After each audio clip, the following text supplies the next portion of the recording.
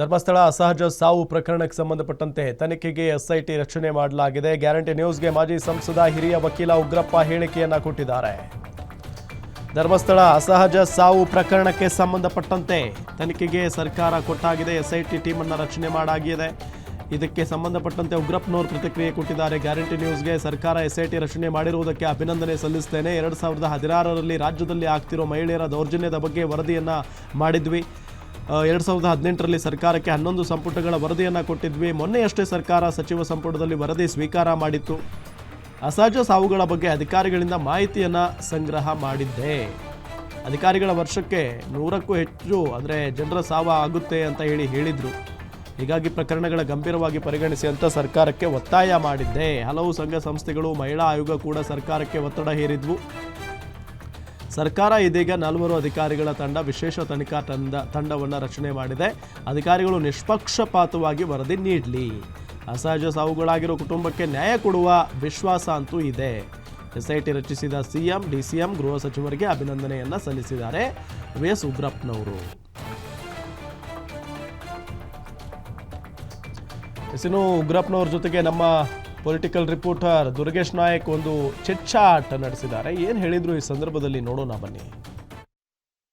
ದಕ್ಷಿಣ ಕನ್ನಡ ಜಿಲ್ಲೆಯಲ್ಲಿ ಆಗ್ತಿರುವಂಥ ಅಸಹಜ ಸಾವುಗಳ ಪ್ರಕರಣಕ್ಕೆ ಇದೀಗ ಸರ್ಕಾರ ಎಸ್ಐಟಿನ ರಚನೆ ಮಾಡಿದೆ. ಈ ವಿಚಾರಕ್ಕೆ ಸಂಬಂಧಪಟ್ಟಂತೆ ಈ ಹಿಂದೆ ಸಾಕಷ್ಟು ವರದಿಗಳನ್ನು ನೀಡಿದಂಥ ಹಿರಿಯ ವಿಧಾನ ಪರಿಷತ್ ಸದಸ್ಯರು ಮತ್ತು ಮಾಜಿ ಸಂಸದ ಅಂತ ಉಗ್ರಪ್ಪ ಸರ್ ನಮ್ಮ ಜೊತೆ ಇದ್ದಾರೆ. ಅವ್ರು ಮಾತಾಡಿಸ್ತಾ ಹೋಗ್ತೀನಿ. ಸರ್, ಇವತ್ತು ಧರ್ಮಸ್ಥಳ ಮತ್ತು ದಕ್ಷಿಣ ಕನ್ನಡ ಜಿಲ್ಲೆಯ ಪ್ರಕರಣಕ್ಕೆ ಸಂಬಂಧಪಟ್ಟಂತೆ ಇವತ್ತು ಎಸ್ಐಟಿ ರಚನೆ ಆಗಿದೆ. ನೀವು ಕೂಡ ಅಧ್ಯಯನ ಮಾಡಿ ವರದಿಗಳನ್ನ ಕೊಟ್ಟಿದ್ದೀರಿ ಸರ್. ಎಷ್ಟು ಸಂತಸ ಅನಿಸುತ್ತೆ ಈ ಒಂದು ಪ್ರಕರಣಗಳ ಬಗ್ಗೆ ನಿಮಗೆ, ಈ ಒಂದು ಎಸ್ಐಟಿ ರಚನೆ ಬಗ್ಗೆ? ನೋಡಿ, 2014ರಲ್ಲಿ ಬೆಂಗಳೂರು ಮತ್ತು ಇನ್ನಿತರ ಪ್ರದೇಶಗಳಲ್ಲಿ ಮಕ್ಕಳು ಮತ್ತು ಹೆಣ್ಣು ಮಕ್ಕಳ ಮೇಲೆ ನಡೆದಂಥ ದೌರ್ಜನ್ಯದ ಹಿನ್ನೆಲೆಯಲ್ಲಿ, ಅದರಲ್ಲೂ ಬೆಂಗಳೂರು ನಗರವನ್ನು ರೇಪ್ ಸಿಟಿ ಅಂಥೇಳಿ ಸ್ಥಳೀಯ ಮತ್ತು ರಾಷ್ಟ್ರಮಟ್ಟದ ಅನೇಕ ಮಾಧ್ಯಮಗಳಲ್ಲಿ ಬಿಂಬಿಸಿದಂಥ ಸಂದರ್ಭದಲ್ಲಿ ಒಂದು ಸಮಿತಿಯನ್ನು ಸನ್ಮಾನ್ಯ ಸಿದ್ದರಾಮಯ್ಯನವರ ನೇತೃತ್ವದ ಸರ್ಕಾರ, ಕಾಂಗ್ರೆಸ್ ಸರ್ಕಾರ, ಪ್ರಪ್ರಥಮವಾಗಿ ಮಾನ್ಯ ನಾಣಯ್ಯನವರು, ಮಾಜಿ ಕಾನೂನು ಸಚಿವರು MC ನಾಣಯ್ಯನವರು ಅವರ ನೇತೃತ್ವದಲ್ಲಿ ಒಂದು ಸಮಿತಿಯನ್ನು ಮಾಡಲಾಗಿದೆ.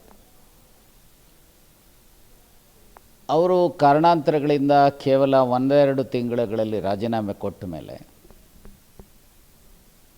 2015ರಲ್ಲಿ ನನ್ನ ನೇತೃತ್ವದ ಸಮಿತಿಯನ್ನು ರಚನೆ ಮಾಡಿ ನನ್ನ ಜೊತೆಗೆ ಸುಮಾರು 40 ಜನ ಸದಸ್ಯರುಗಳನ್ನು, ಶಾಸಕರುಗಳನ್ನು, ಅಧಿಕಾರಿಗಳನ್ನು ಮತ್ತು ಸಂಘ ಸಂಸ್ಥೆಯ ಪ್ರತಿನಿಧಿಗಳನ್ನು ಮಾಡಲಾಗಿತ್ತು.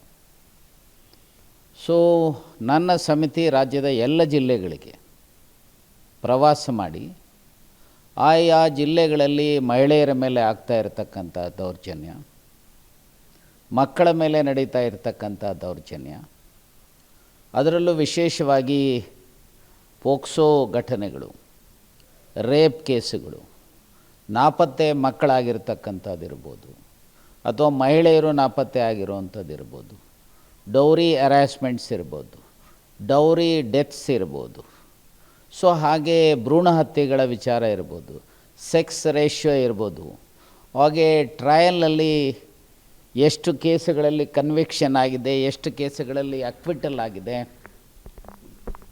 ಸೊ ಎಷ್ಟು ಕೇಸುಗಳಲ್ಲಿ ಇನ್ನೂ ತನಿಖೆ ಹಂತದಲ್ಲಿದ್ದಾವೆ, ಹೀಗೆ ಎಲ್ಲ ಮಾಹಿತಿಗಳನ್ನು ಸಂಗ್ರಹಿಸಿ ಸುಮಾರು 6,000 ಪುಟಗಳ ವರದಿಯನ್ನು, 11 ವಾಲ್ಯೂಮ್ಸನ್ನು ಸೊ ಮಾನ್ಯ ಸಿದ್ದರಾಮಯ್ಯನವರಿಗೆ 2018ರಲ್ಲಿ ಅವರ ಐ ಥಿಂಕ್ ಮಾರ್ಚ್ 24 ಅಂತ ಕಾಣುತ್ತೆ, ನಾನು ವರದಿಯನ್ನು ಕೊಟ್ಟಂಥದ್ದು.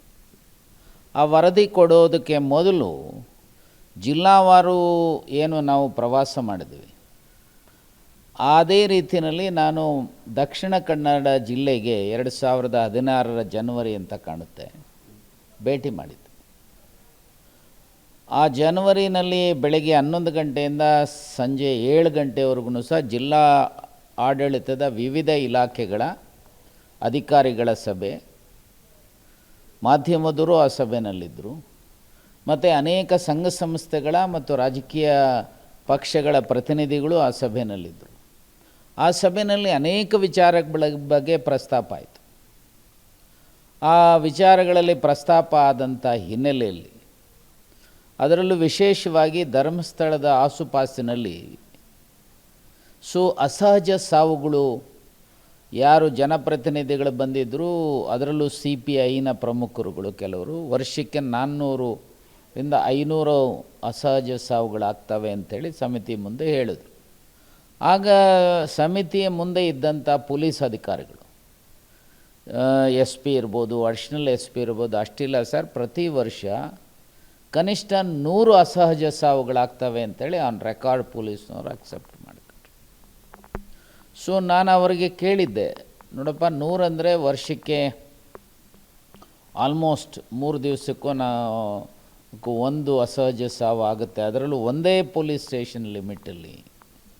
ಇದು ಅತ್ಯಂತ ಆಘಾತಕಾರಿಯಾಗಿರುವಂಥ ಸುದ್ದಿ. ಇದನ್ನು ತನಿಖೆ ಮಾಡಿ ಸತ್ಯಾಸತ್ಯತೆ ಆಗಿದೆಯೋ ಇಲ್ವೋ ನನಗೆ ಗೊತ್ತಿಲ್ಲ.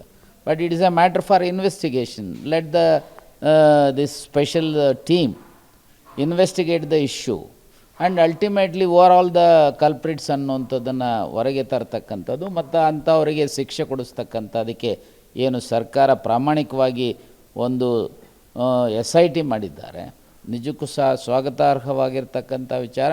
ಬಹುಶಃ ಅತಿ ಶೀಘ್ರದಲ್ಲಿ ಈ ತಂಡ ಈ ಕೆಲಸವನ್ನು ಅತ್ಯಂತ ಯಶಸ್ವಿಯಾಗಿ ಉತ್ತಮ ರೀತಿಯಲ್ಲಿ ತನಿಖೆ ಮಾಡಿ ಏನು ಸತ್ಯಾಸತ್ಯತೆ ಇದೆ ಅದನ್ನು ರಾಜ್ಯದ ಜನತೆ ಮುಂದೆ ಇಡಲಿ ಅಂತೇಳಿ ಆಶಿಸ್ತೇನೆ. ಇವತ್ತು ಸಾಕಷ್ಟು ವಿಳಂಬ ಆಗಿತ್ತು, SIT ರಚನೆ ಆಗಿರೋದು ಸಾಕಷ್ಟು ಖುಷಿ ತಂದಿದೆ. ಕೆಲವಷ್ಟು ಪರ ವಿರೋಧ ಚರ್ಚೆಗಳು ಆಗ್ತಾನೆ ಇರ್ತವೆ. ಆದರೆ ಈ SITಯಿಂದ ತನಿಖೆ ಯಾವ ರೀತಿ ಆಗಬೇಕು ಅಂತ ಎಕ್ಸೆಪ್ಟ್ ಮಾಡ್ತೀರಿ? ನಿಷ್ಪಕ್ಷಪಾತವಾಗಿ ತನಿಖೆಯಾಗಿ ಒಂದು ಕಠಿಣ ಶಿಕ್ಷೆ ಆಗಬೇಕಂತ ಒತ್ತಾಯ ಮಾಡ್ತೀರಿ? ನೋಡಿ, ಈಗಾಗಲೇ ಆ ತನಿಖಾ ತಂಡವನ್ನು ರಚನೆ ಮಾಡಿರ್ತಕ್ಕಂಥದ್ರಲ್ಲೇ ಒಂದು ಕ್ರೈಮ್ ನಂಬರನ್ನು ಸಹ ರೆಫರ್ ಮಾಡಿದ್ದಾರೆ. ಆ ಕ್ರೈಮ್ ನಂಬರ್ ಜೊತೆಗೆ ನೂರಾರು ಅಸಹಜ ಸಾವುಗಳ ಬಗ್ಗೆನೂ ಪ್ರಸ್ತಾಪ ಮಾಡಿದ್ದಾರೆ. Sky is the limit. Investigating ಏಜೆನ್ಸಿಗೆ ಈ ಹಿನ್ನೆಲೆಯಲ್ಲಿ ನೋಡಿದಾಗ ಯಾವುದೇ ಅಸಹಜ ಸಾವಿರ್ಬೋದು, ರೇಪ್ ಇರ್ಬೋದು, ಮರ್ಡರ್ ಇರ್ಬೋದು, ಮತ್ತು ಅಲ್ಲಿ ನಡೆದಿರ್ತಕ್ಕಂಥ ಯಾರು ಮೆಡಿಕಲ್ ಕಾಲೇಜಿನ ಸ್ಟೂಡೆಂಟ್ನ ಮರಣ ಕೊಲೆ ಇರ್ಬೋದು ಮತ್ತು ರೇಪ್ ಇನ್ನಿತರ ಏನಿರ್ಬೋದು. ಇವೆಲ್ಲವನ್ನು ಸಹ ಇನ್ವೆಸ್ಟಿಗೇಟ್ ಮಾಡಲಿಕ್ಕೆ ಇವರಿಗೆ ಅವಕಾಶ ಇದೆ. ಈಗ ಕಾನೂನಿನ ಚೌಕಟ್ಟಿನಲ್ಲಿ ಯಾವ ರೀತಿ ಇನ್ವೆಸ್ಟಿಗೇಟ್ ಮಾಡಬೇಕು ಅನ್ನೋಂಥದ್ದನ್ನು ಈಗಾಗಲೇ ಕಾನೂನುಗಳಿದ್ದಾವೆ ಮತ್ತು ಸುಪ್ರೀಂ ಕೋರ್ಟಿನ ನಿರ್ದೇಶನಗಳಿದ್ದಾವೆ ಮತ್ತು ರಾಜ್ಯ ಸರ್ಕಾರವೂ ಸಹ ಆದೇಶದಲ್ಲಿ ಸ್ಪಷ್ಟವಾಗಿ ಹೇಳಿರ್ತಕ್ಕಂಥ ಹಿನ್ನೆಲೆಯಲ್ಲಿ ನನಗನ್ನಿಸುತ್ತೆ ಈ 4 ಜನ ಅಧಿಕಾರಿಗಳು ಅತ್ಯಂತ ಒಳ್ಳೆಯ ಬ್ಯಾಕ್ಗ್ರೌಂಡನ್ನು, ಒಳ್ಳೆಯ ಇಮೇಜನ್ನು ಉಳಿಸ್ಕೊಂಡಿರ್ತಕ್ಕಂಥ ಅಧಿಕಾರಿಗಳಿದ್ದಾರೆ. ಇವರು ಯಶಸ್ವಿಯಾಗಿ ಈ ಒಂದು ಪ್ರಕರಣವನ್ನು ಭೇದಿಸ್ತಾರೆ ಮತ್ತು ತಪ್ಪಿತಸ್ಥರು ಯಾರಿದ್ದಾರೆ ಅವರಿಗೆ ಶಿಕ್ಷೆ ಆಗುವಂಥ ರೀತಿಯಲ್ಲಿ ಕ್ರಮ ಜರುಗಿಸ್ತಾರೆ. SIT ನೇಮಕ ಮಾಡಿರ್ತಕ್ಕಂಥ ರಾಜ್ಯದ ಮುಖ್ಯಮಂತ್ರಿಗಳಾದಂಥ ಸಿದ್ದರಾಮಯ್ಯನವರನ್ನು, ರಾಜ್ಯದ ಉಪಮುಖ್ಯಮಂತ್ರಿಗಳಾದಂಥ DK ಶಿವಕುಮಾರ್ ಅವರನ್ನು ಮತ್ತು ರಾಜ್ಯದ ಗೃಹ ಸಚಿವರಾಗಿರ್ತಕ್ಕಂಥ ಸನ್ಮಾನ್ಯ ಡಾಕ್ಟರ್ G ಪರಮೇಶ್ವರ್ ಅವರನ್ನು ಮತ್ತು ಇದಕ್ಕೆ ಸಂಬಂಧಪಟ್ಟಂಥ ಎಲ್ಲರನ್ನೂ ಸಹ ಅತ್ಯಂತ ಹೃದಯಪೂರ್ವಕವಾಗಿ ಅವರನ್ನು ಅಭಿನಂದಿಸ್ತೇನೆ. ಇದರ ಮೂಲಕ ರಾಜ್ಯಕ್ಕೆ ಒಂದು ಸ್ಪಷ್ಟ ಸಂದೇಶ ಹೋಗಿದೆ ಅಂಥೇಳಿ ಯಾರೂ ಸಹ ಯಾವುದೇ ಕಾರಣಕ್ಕೂ ಮಹಿಳೆಯರ ಮೇಲಾಗಲಿ, ಮಕ್ಕಳ ಮೇಲಾಗಲಿ ದೌರ್ಜನ್ಯ ಎಸಗಬಾರ್ದು, ಅತ್ಯಾಚಾರ ಎಸಗಬಾರ್ದು, ಅಸಹಜ ಸಾವುಗಳಿಗೆ ಪ್ರೇರೇಪಣೆ ಮಾಡಬಾರ್ದು ಅಥವಾ ರೇಪ್ ಮಾಡಬಾರ್ದು, ಈ ರೀತಿಯ ಮಾಡಬಾರ್ದು ಅಂಥೇಳಿ ಸಂದೇಶ ಹೋಗಲಿಕ್ಕೆ ಸಾಧ್ಯತೆ ಇದೆ. ಅದಕ್ಕೆ ಸರ್ಕಾರವನ್ನು ಮತ್ತು ಮುಖ್ಯಮಂತ್ರಿಗಳನ್ನು, ಉಪಮುಖ್ಯಮಂತ್ರಿಗಳನ್ನು, ಗೃಹ ಸಚಿವರನ್ನು ಅತ್ಯಂತ ಹೃದಯಪೂರ್ವಕವಾಗಿ ಅಭಿನಂದಿಸಲಿಕ್ಕೆ ಬಯಸ್ತೇನೆ. Thank you. ಇದಿಷ್ಟು ಹಿರಿಯ ವಿಧಾನ ಪರಿಷತ್ ಶಾಸಕರಂಥ ಉಗ್ರಪ್ಪ ಅವರು ಮತ್ತು ಯಾವ ರೀತಿ ಅಸಹಜ ಸಾವುಗಳಾಗಿದ್ದಾವೆ ಅವರ ಕುಟುಂಬಕ್ಕೆ ನ್ಯಾಯ ಸಿಗಲಿ ಅನ್ನುವಂಥ ಮಾತನ್ನು ಹೇಳ್ತಿರುವಂಥದ್ದು. ಕ್ಯಾಮ್ರಾ ಪರ್ಸನ್ ಶಿವ ಜೊತೆ ದುರ್ಗೇಶ್ ನಾಯಕ, ಗ್ಯಾರಂಟಿ ನ್ಯೂಸ್, ಬೆಂಗಳೂರು.